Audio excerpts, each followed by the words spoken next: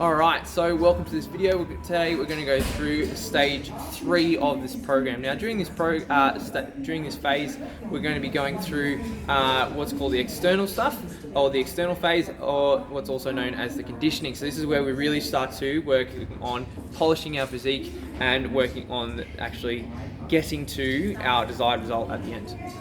Now during this period, it's going to become a little bit tough, okay? So this is where the mental or the mindset stuff comes into it. This is where your self-sabotaging habits come into it. This is where it becomes a little bit tough, because we're going to start throwing in a few different things that we haven't worked on. Things like coming back into a caloric deficit, working into some aerobic exercise, things like that. If we're not already doing it, we're going to start to implement them in this period.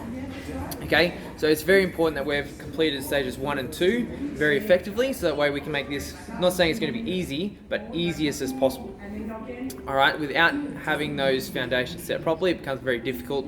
Our metabolism is not going to work as well, our body's not going to be as prepped, we are going to have any kind of shape, form, or muscle tissue underneath what we've got already. So that is why those two things are really important.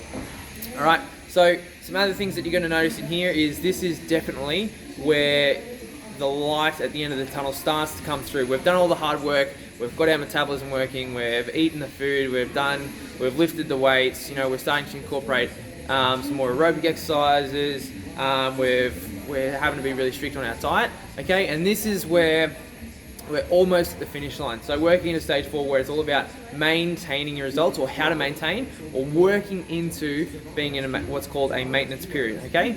Or if you still want to keep going, this is where we set our goals, okay? So make sure you stay tuned for our next video. We will dive a little bit more in depth about what you can expect in stage 4.